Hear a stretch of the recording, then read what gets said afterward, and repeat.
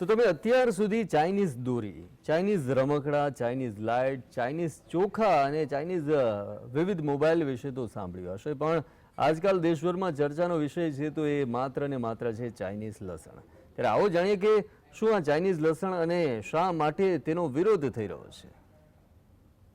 Chinese લસણ સામે ગુજરાતભરના market યાર્ડમાં વિરોધ જોવા મળ્યો. અમદાવાદ એપીએમસીએ તો પરિપત્ર પણ જાહેર કર્યો કે જો કોઈ વેપારી ચાઇનીઝ લસણ સાથે પકડાશે તો તેનું લાયસન્સ રદ કરી દેવાશે. ચાઇનીઝ લસણથી લોકોના સ્વાસ્થ્યની સાથે સાથે ખેડૂતોને પણ નુકસાન થાય છે, જેથી આવી પ્રવૃત્તિ કોઈ પણ ભોગે ચલાવી લેવામાં ન આવે. વેપારીઓની માંગણી છે કે ગોંડલ માર્કેટિંગ યાર્ડમાં આવેલું લસણ વાયા ઉપલેટા આવ્યું છે, એટલે પગેરું શોધીને આરોપીને ઝડપી પાડવામાં આવે. Food safety and standard authority of India એટલે કે FSSAIને ચાઇનીઝ લસણમાંથી કેટલાક એવા તત્વો મળ્યા હતા જે કેન્સર જેવી બીમારીને પણ નોતરી શકે છે, જેથી FSSAIએ 2014માં ચાઇનીઝ લસણની આયાત પર રોક લગાવી. આ લસણમાં કેન્સરને આમંત્રણ આપતા આર્સેનિક અને મર્કની જેવા મેટલ મળી આવ્યા હતા. લસણને સફેદ દેખાડવા માટે ક્લોરીનથી ધોવામાં આવે. ક્લોરીનના બ્લીચથી લસણ વધુ ચમકદાર બને છે.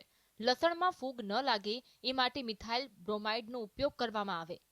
અમેરિકા સહિત અન્ય દેશમાં પણ ચાઇનીઝ લસણ પર પ્રતિબંધ છે, જ્યારે કેટલાક દેશોએ તેના વિરુદ્ધ ગાઈડલાઈન જાહેર કરી છે.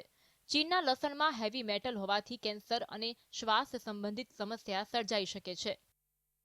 આપણા દેશમાં લસણનું સૌથી વધુ ઉત્પાદન મધ્યપ્રદેશ, ઉત્તર પ્રદેશ, મહારાષ્ટ્ર, પંજાબ, રાજસ્થાન અને ગુજરાતમાં થાય છે. સામાન્ય રીતે આપણે ત્યાં દિવાળીથી લસણની આવક શરૂ થાય, જ્યારે જાન્યુઆરી મહિના સુધી માર્કેટયાર્ડમાં લસણની ગુણી ઠલવાતી હોય છે. સૌરાષ્ટ્રના વિસ્તારોમાં માર્ચ મહિના સુધી લસણની આવક થાય છે. બાકીના સમયે વેપારીઓએ જે સ્ટોક લઈ રાખ્યો હોય એ માર્કેટમાં આવે છે. અત્યારે માર્કેટમાં જેટલું પણ લસણ દેખાય એ જૂનું હોય છે. જો કે તમને સવાલ હશે કે આ દેશી લસણ અને ચાઇનીઝ લસણમાં ફેર શું છે? આપણા દેશી લસણના ટૂંકા મૂળિયા હોય છે, જ્યારે ચાઇનીઝ લસણના મૂળિયા હોતા નથી. દેશી લસણનો રંગ પીળો અને સફેદ હોય છે, જ્યારે ચાઇનીઝ લસણનો રંગ રાતો અને સફેદ હોય છે.